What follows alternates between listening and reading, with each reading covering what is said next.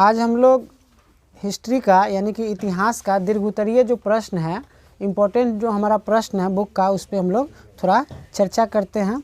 हमारा पहला प्रश्न है, इटली के एकीकरण में मेजनी, काबूर और गैरीबल्डी के योगदानों को बताएं। तो तीनों के बारे में थोड़ा थोड़ा हम लोग चर्चा करेंगे। सबसे पहले मेजनी के बारे में हम लोग जानेंगे। मेजनी साहित्यकार, गणतांत्रिक विचारों का समर्थन और सेनापति था। मेजनी जो था साहित्यकार है ना, गणतांत्रिक विचारों का समर्थन और सेनापति था, लेकिन वह तत्कालीन राजनैतिक परिस्थितियों बेहतर समझ नहीं रखता था। अतः उसने आशीर्वाद गुण अधिक और व्यवहारिक गुण कम थे। अपनी पराजय के बाद भी मेजनी ने हार नहीं माना। फिर से एक बार सुनिए मेजनी के बारे में। मेजनी साहित्यकार, गणतांत्रिक विचारों का समर्थन और सेनापति था। मेजनी साहित्यकार, गणतांत्रिक विचारों का समर्थन और सेनापति था, लेकिन वह तत्कालीन राजनैतिक परिस्थितियों बेहतर समझ नहीं रखता था। अतः उसमें आशीर्वाद गुण अधिक और व्यवहारिक गुण है ना कम थे। अपनी पराजय के बाद भी मेजनी ने कभी हार नहीं माना। दूसरा हम लोग जानेंगे, काबूर के बारे में थोड़ा जानेंगे। देखिए, काबूर एक सफल कूटनीतिज्ञ एवं राष्ट्रवादी था। काबूर एक सफल कूटनीतिज्ञ एवं राष्ट्रवादी था। वह इटली के एकीकरण में सबसे बड़ी बाधा ऑस्ट्रिया को मानता था। काबूर जो था एक सफल कूटनीतिज्ञ एवं राष्ट्रवादी था, है ना। वह इटली के एकीकरण में सबसे बड़ी बाधा ऑस्ट्रिया को मानता था। अतः उसने ऑस्ट्रिया को पराजित करने के लिए फ्रांस के साथ दोस्ती का हाथ बढ़ाया। काबूर के बारे में एक बार सुनिए आप लोग फिर। काबूर एक सफल कूटनीतिज्ञ एवं राष्ट्रवादी था। वह इटली के एकीकरण में सबसे बड़ी बाधा जो था ऑस्ट्रिया को मानता था। अतः उसने ऑस्ट्रिया को पराजित करने के लिए फ्रांस के साथ दोस्ती का हाथ बढ़ाया। अगला है गैरीबल्डी के बारे में थोड़ा हम लोग जानेंगे। देखिए, गैरीबल्डी जो था महान क्रांतिकारी। गैरीबल्डी सशस्त्र कार्य के द्वारा दक्षिणी इटली के रियासतों के एकीकरण तथा गणतंत्र की स्थापना करने का प्रयास कर रहा था। गैरीबल्डी पेशे से एक क्या था, नाविक था। फिर सुनिए गैरीबल्डी के बारे में। गैरीबल्डी महान क्रांतिकारी। गैरीबल्डी सशस्त्र कार्य के द्वारा दक्षिणी इटली के रियासतों के एकीकरण तथा है ना गणतंत्र की स्थापना करने का प्रयास कर रहा था। गैरीबल्डी पेशे से एक नाविक था, यानी कि नाविक का मतलब हो गया नाव चलाने वाला। अगला हमारा प्रश्न है, इटली के एकीकरण में है ना। अगला हमारा प्रश्न है, ये तो हो गया हमारा प्रश्न। अगला प्रश्न हम लोग पढ़ेंगे, जर्मनी के एकीकरण में बिस्मार्क की भूमिका का वर्णन करें। हमारा प्रश्न है दूसरा, जर्मनी के एकीकरण में बिस्मार्क की भूमिका का वर्णन करें। देखिए, बिस्मार्क जो है ना जर्मन डायट में है ना पर्सा की प्रतिनिधि हुआ करता था। यानी कि बिस्मार्क जो जर्मन डायट में पर्सा का प्रतिनिधि हुआ करता था। प्रारंभ से ही है ना हेगेल के विचारों से प्रभावित था और जर्मन संसद, यानी कि संसद को डायट बोला जाता था, जर्मन संसद डायट में अपनी सफल कूटनीति का लगातार परिचय देता आ रहा था। वह निरंकुश राजतंत्र का समर्थन करते हुए जर्मनी के एकीकरण के प्रयास में जुट गया। देखिए, प्रश्न था हमारा, जर्मनी के एकीकरण में बिस्मार्क की भूमिका का वर्णन करें, है ना। तो इसके बारे में हम लोग जानेंगे फिर से एक बार। बिस्मार्क जो है ना जर्मन डायट में पर्सा का प्रतिनिधि हुआ करता था। बिस्मार्क जो जर्मन डायट में पर्सा का प्रतिनिधि हुआ करता था। प्रारंभ से ही यानी कि शुरू से ही है ना हेगेल के विचारों से प्रभावित था और जर्मन संसद डायट में अपनी सफल कूटनीति का लगातार परिचय देता आ रहा था। वह नरकुश राजतंत्र का समर्थन करते हुए जर्मनी के एकीकरण के प्रयास में जुट गया। यह उसकी कूटनीतिज्ञ सफलता थी कि चाहे उदारवादी राष्ट्रवादी हो या कट्टरवादी राष्ट्रवादी, सभी उसे अपने विचारों का है ना समर्थन समझते थे। बिस्मार्क जर्मन एकीकरण के लिए सैन्य शक्ति के महत्व को समझता था। चलिए आगे हमारा है ना, आगे हमारा प्रश्न है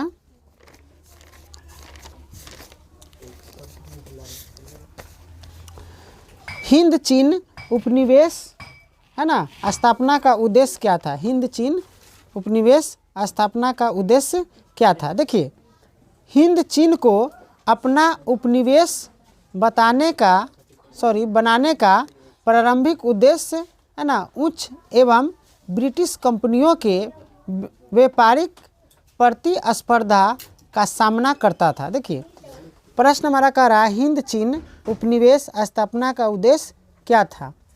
हिंद चीन को अपना उपनिवेश बनाने का प्रारंभिक उद्देश्य है ना उच्च एवं ब्रिटिश कंपनियों के व्यापारिक प्रतिस्पर्धा का सामना करता था। भारत में फ्रांसीसी कमजोर है ना पड़ रहे थे। चीन में उसकी व्यापारिक प्रतिद्वंदी है ना मुख्य रूप से इंग्लैंड से था। अतः सुरक्षात्मक आधार के रूप में उन्हें हिंद चीनी क्षेत्र उचित लगा, जहां खड़े होकर वे दोनों तरफ भारत एवं चीन को कठिन परिस्थितियों में संभाल सके। इसी को हिंद चीन उपनिवेश है ना समझा गया। चलिए आगे हमारा प्रश्न है असहयोग आंदोलन के कारण एवं परिणाम का वर्णन करें। प्रश्न है हमारा असहयोग आंदोलन के कारण एवं परिणाम का है ना वर्णन करें। देखिए, असहयोग आंदोलन जो है महात्मा गांधी के है ना महात्मा गांधी के नेतृत्व में है ना प्रारंभ किया गया था। असहयोग आंदोलन महात्मा गांधी के नेतृत्व में है ना प्रारंभ किया गया था यानी शुरू किया गया था। और यह जो था प्रथम जन आंदोलन था। कहने का मतलब है असहयोग आंदोलन महात्मा गांधी के नेतृत्व में प्रारंभ किया गया था यानी शुरू किया गया था। और यह आंदोलन प्रथम जन आंदोलन था यानी कि जन का मतलब हो गया लोगों का यह प्रथम आंदोलन था। आगे जो है इसमें मतलब परिणाम पूछ रहा है इसमें, तो खिलाफत का मुद्रा दूसरा था। इसमें पंजाब में सरकार की बर्बर कार्रवाइयों के विरुद्ध न्याय प्राप्त करना और अंततः है ना स्वराज की प्राप्ति करना। इस आंदोलन में दो तरह के कार्यक्रम को अपनाया गया। असहयोग जो आंदोलन जो था इसमें दो तरह के कार्यक्रम को अपनाया गया है ना। प्रथम था अंग्रेजी सरकार को कमज़ोर करने, अंग्रेजी सरकार को कमज़ोर करने एवं नैतिक रूप से पराजित करने के लिए है ना विवश करना, जिसके अंतर्गत है ना उपाधियों एवं अनैतिक पदों का त्याग करना, सरकारी तथा और गैर सरकारी समारोह का बहिष्कार करना तथा सरकारी स्कूलों एवं कॉलेजों का बहिष्कार करना, विधान परिषद के चुनावों का बहिष्कार करना तथा विदेशी वस्तुओं में बहिष्कार के साथ साथ है ना मेसोपोटामिया में नौकरी से इनकार करना शामिल था। ये था हमारा असहयोग आंदोलन के कारण एवं परिणाम। चलिए अगला हमारा प्रश्न है भारतीय राष्ट्रीय आंदोलन में गांधी जी के योगदानों की विवेचना कीजिए। यानी प्रश्न हमारा कह रहा है भारतीय राष्ट्रीय आंदोलन में गांधी जी के योगदानों की विवेचना कीजिए। आइए इसके बारे में हम लोग जानते हैं, चर्चा करते हैं। देखिए 1920 के है ना 1920 में गांधी जी असहयोग आंदोलन है ना किए। यह आंदोलन एक अभिन्न हिस्सा बन गया। 1920 में है ना गांधीवादी असहयोग आंदोलन का यह आंदोलन एक अभिन्न हिस्सा बन गया। इधर कांग्रेस के नेतृत्व में राष्ट्रवादी आंदोलन का भी काफ़ी अच्छा प्रभाव जनजातियों पर पड़ा था, जिससे वे राष्ट्रीय आंदोलन में शामिल होते जा रहे थे। 1917 में मयूर है ना मयूर वंश में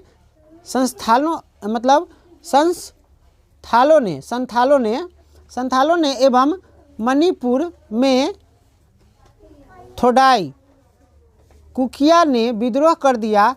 2 वर्ष तक छापामार युद्ध है ना चलता रहा। इसमें पोथांग है ना पर था, जिसमें बिना मजदूरी के अधिकारियों के है ना सामान उठाने के लिए आदिवासियों को बाध्य किया जाता था तथा सरकार द्वारा झूम की खेती पर प्रतिबंध लगाए जाने के शिकायत भी प्रमुख कारण सिद्ध हुआ। चलिए अगला हमारा प्रश्न है, देखिए अगला प्रश्न क्या कह रहा, औद्योगिकरण के कारणों का उल्लेख करें। औद्योगिकरण के कारणों का उल्लेख करें। देखिए औद्योगिकरण के कई कारण थे। पहला आपका आवश्यकता है ना अपेक्षित की जननी है ना नए नए मशीनों का आविष्कार।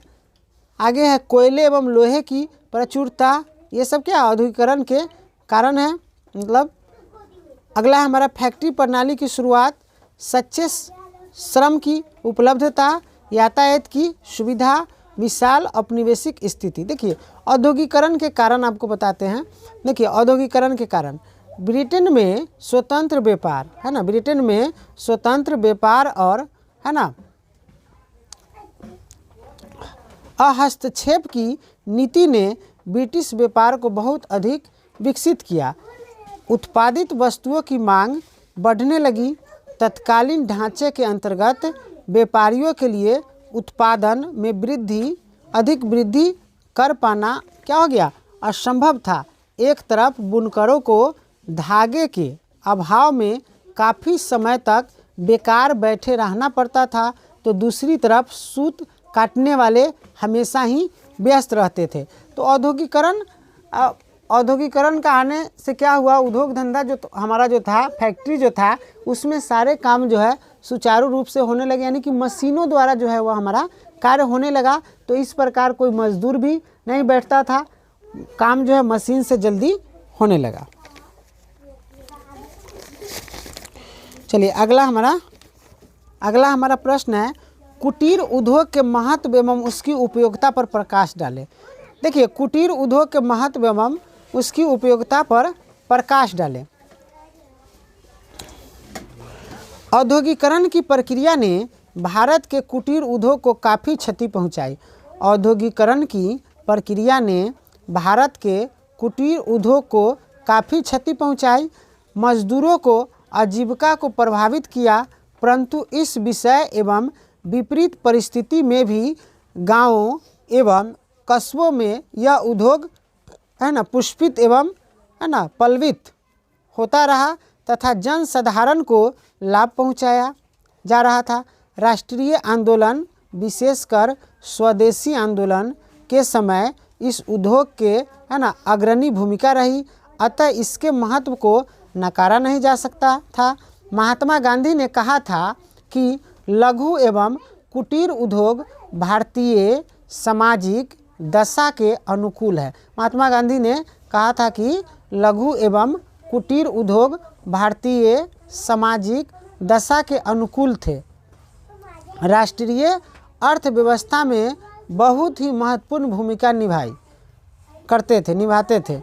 कुटीर उद्योग उपभोक्ता वस्तुएं है ना अत्यधिक संख्या को रोजगार तथा राष्ट्रीय आय एवं अत्यधिक समान वितरण सुनिश्चित करते थे। चलिए ये प्रश्न हमारा ख़त्म हो गया है ना। अगले प्रश्न की ओर हम लोग बढ़ते हैं। थोड़ा पानी पी लेते हैं।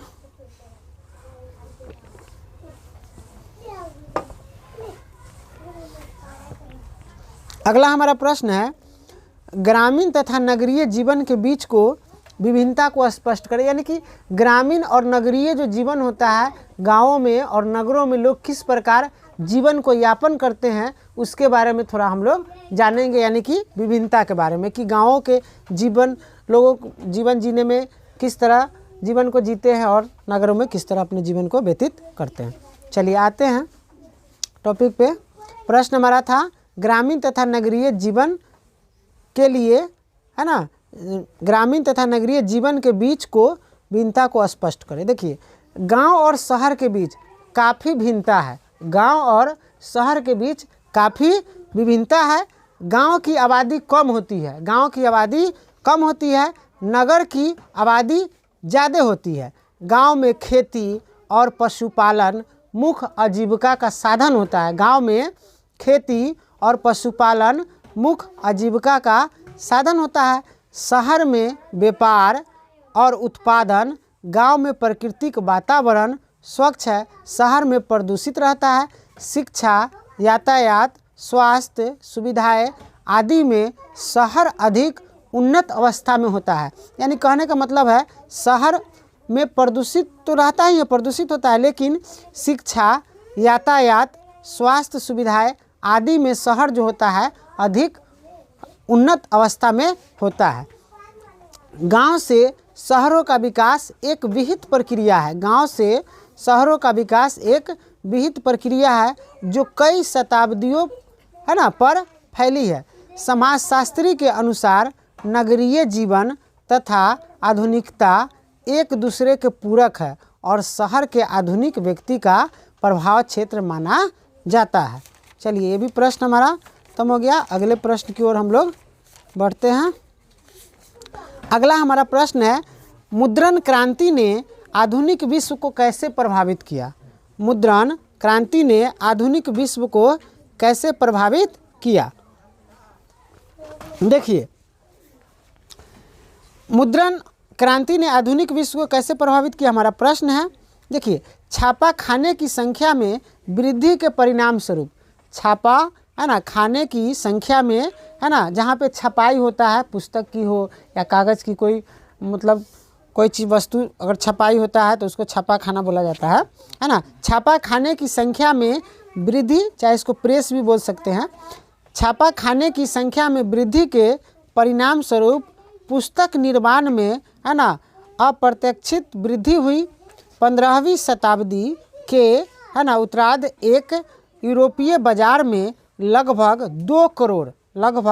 2 करोड़ मुद्रित किताबें आई, जिसकी संख्या 16वीं सदी तक 20 करोड़ हो गई। यानी कहने का मतलब है, 15वीं शताब्दी में एक यूरोपीय बाजार में लगभग 2 करोड़ मुद्रित किताबें आई, जिसकी संख्या 16वीं शताब्दी में यानी कि 20 करोड़ हो गई। इस मुद्रण क्रांति ने आम लोगों की ज़िंदगी ही, है ना, बदल दी। आम लोगों का जुड़ाव सूचना, ज्ञान, संस्था और सत्ता के, है ना, बीच स्तर पर हुआ। फलतः लोक चेतना एवं वृद्धि में बदलाव संभव हुआ। चलिए, इस तरह हमारा प्रश्न हमारा ये ख़त्म हो गया, है ना। अगले हम कुछ प्रश्न की ओर, है ना, बढ़ते हैं। आप लोग ध्यानपूर्वक। हमारा प्रश्न है, राष्ट्रीय आंदोलन को भारतीय प्रेस ने कैसे प्रभावित किया। यानी कि राष्ट्रीय जो हमारा आंदोलन जो था उसको भारतीय प्रेस ने कैसे प्रभावित किया, तो इसका मतलब हम लोग चर्चा करेंगे। देखिए, भारतीय प्रेस ने राष्ट्रीय आंदोलन के हर पक्ष, राजनीतिक, सामाजिक, आर्थिक, सांस्कृतिक सभी को प्रत्यक्ष रूप से प्रभावित किया। यानी कि भारतीय प्रेस ने राष्ट्रीय आंदोलन के हर पक्ष, राजनीतिक, सामाजिक, आर्थिक, संस्कृति सभी को प्रत्यक्ष रूप से प्रभावित किया। भारतीय प्रेस प्रायः राष्ट्रीय नेताओं अथवा समाज सुधारकों द्वारा संपादित या संचालित हो रहे थे। अतः प्रेस के माध्यम से जन जागरण फैलाने का कार्य किया गया।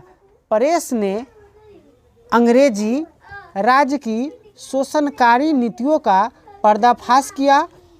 अंग्रेज़ों द्वारा भारत का जो आर्थिक शोषण हो रहा था, प्रेस ने उसे भी जनता के समक्ष प्रकट कर भारत से हो रहे धन निष्कासन को रोकने का प्रयास किया।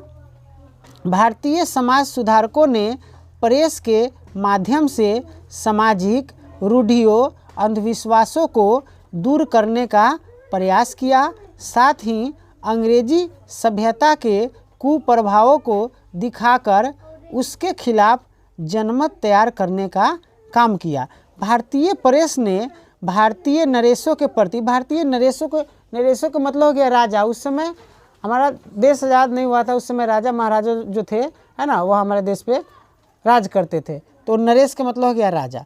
भारतीय प्रेस ने भारतीय नरेशों के प्रति सदैव सकारात्मक रुख अपनाया। अंग्रेजी सत्ता द्वारा उनके अधिकारों के अतिक्रमण का प्रेस खूब आलोचना करते थे।